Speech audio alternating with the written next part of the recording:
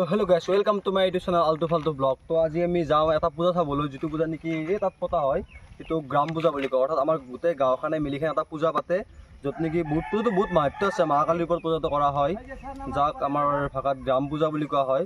মাহাত্ম্য আছে, ধৰ মানুহৰ গাত দেৱতাই ধৰা দিয়ে বা আগতে বলি চলি দিয়া হৈছিল। তো আজি আমি ভিডিঅ'টো দেখাব পালোঁ, গোটেই সম্পূৰ্ণকৈ ভিডিঅ'টো চাই থাকক, স্কিপ নকৰিব। ধন্যবাদ। তো গাইছ, এইটো পূজাৰ মানে এটা বহুত ডাঙৰ মানে এটা কাম থাকে, যিটো কাম নেকি আমাৰ ঘৰত যিবিলাক জাবৰ জোঁথৰবিলাক থাকে সেইবোৰ সাৰি পুচি মানে এনেকুৱাকৈ লৈ যোৱা যায়, যিটো নেকি নদী পাৰ কৰি পেলাই দিয়া হয়। মানে সেইটো পূজাত ধৰা হয় যে আমাৰ যিমান মানে ঘৰৰ বেমাৰ আজাৰ যিবিলাক থাকে সেইবিলাক মানে সেই জাবৰ জোঁথৰবিলাকৰ লগতে একেলগে মানে পাৰ কৰি দিয়াৰ নিচিনা হৈ যায়, আৰু মানে ঘৰৰ পৰা এৰি দিয়াৰ নিচিনা হৈ যায়, আৰু বেমাৰৰ পৰা মুক্ত থাকে বুলি মানুহে বিশ্বাস কৰে। তো গাইছ, মই এতিয়া ধুনীয়াকৈ গা চা ধুই পিনে পূৰা ফিনফিনীয়া হৈ কিনে পূৰা একদম চিকেন চামেলি হৈ পিনে যাই আছোঁ পূজা চাবলৈ। আৰু এইমাত্ৰ মোক খুৰাই ফোন কৰিলে, বোলে ভিডিঅ' বনাবি সোনকালে, মানে জগিছে মানে সেই মানে ভগৱানে দেখাই দিছে আৰু কাৰোবাৰ গাত। মানে এইটো বনোৱা নহয়, মানে এইটো গাঁৱৰে কাৰ তাত হয় কোনো নাজানে। হঠাৎ মানে ঢোল চোল যেতিয়া বাজি থাকিব তেতিয়া মানে হঠাৎ ওলাই আহে বস্তুটো, মানে কাৰোবাৰ গাত দেখা দিয়ে আৰু এইটো। তেতিয়া মানে সিও নাচিব ধৰে, তেতিয়া তেনেকৈ মানে বস্তুটো হৈ যায়। তো বলক চাওঁ কি হয়। তো গাইছ, মই আপোনালোকক আৰু এটা কথা ক'বলৈ পাহৰিয়ে গৈছোঁ, যে কথাটো এই নিচিনা যে এই যোনটো পূজাত মই চাবলৈ গৈ আছোঁ সেইটো পূজা মানে এতিয়াৰ পূজা নহয়, সেইটো বহুত আগৰে মানে পূৰ্বপুৰুষসকলৰ পৰা পাতি অহা এই পূজাটো। তো এই পূজাটো এই আদিবাসীসকলে উদযাপন কৰে, অৰ্থাৎ ময়ো এজন আদিবাসী ল'ৰাই হয়।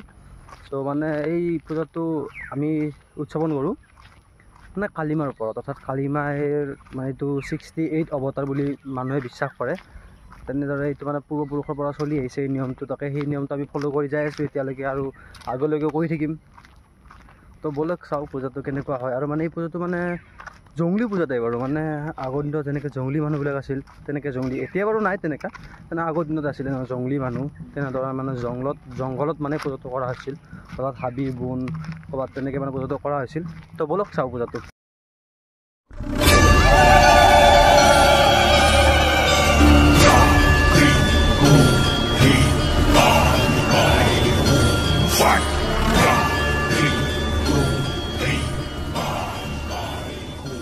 আমাৰ ইয়াত বৰ্তমান পূজাটোৰ কাৰণে অলপমান কিবাখিনি কাম চাম আছিল, আৰু সেই কাম চামখিনি কৰা হ'ল। এতিয়া আমি যাই আছোঁ, ইয়াতে হৈছে পূজাটো। এতিয়া আমি ঘৰত যাই আছোঁ, আকৌ আমি গা চা ধুই পিনে আহিম, গধূলিকৈ আহিম আপোনালোকক দেখাই আছোঁ মানে পূজাটো কেনেকুৱা হয়, কি নিচিনা হয়, কি ধৰণৰ হয়, কি হয় কি নহয়, সকলো আপডেট আপোনালোকক দি থাকিম, চাই থাকক। ধন্যবাদ। মানে গাইছ, এতিয়া আপোনালোকে চাব পাৰে ইয়াতে বহুত মানুহ আহি গৈছে, মানে ইয়াতে বহুত মানুহবিলাক খাবা খাবা অহা নাই, পূজা চাবা আহিছে। এই মোৰো মানে গাইছ জীৱনটো স্পেচিয়েল গৈছে, সেইকাৰণে মোৰ জিতি ওলাই আহিছে। সেইগিলা ডাঙৰ কথা নহয়, এতিয়া বাদ দি এইগিলাখন তহঁতৰ মনত থাকছ অলপ সময় গাইছ, সিহঁতৰ ধৰি মই ভিডিঅ' বনাব নোৱাৰিছোঁ, এইগিলা বাদ দিয়ক। যাওঁ চাওঁ মানুহ এটা বোলে জকি আছে, কিবা বোলে ঢোল চোল বজাই আছে, বলক চাই আহোঁ। ধন্যবাদ, চাই থাকক।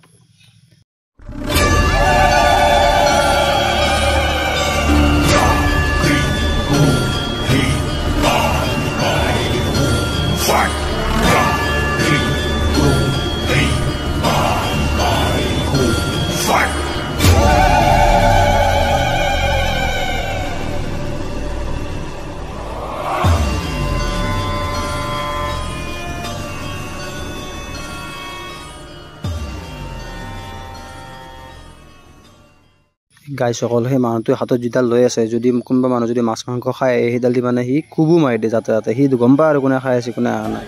তো বলক চাই থাকক।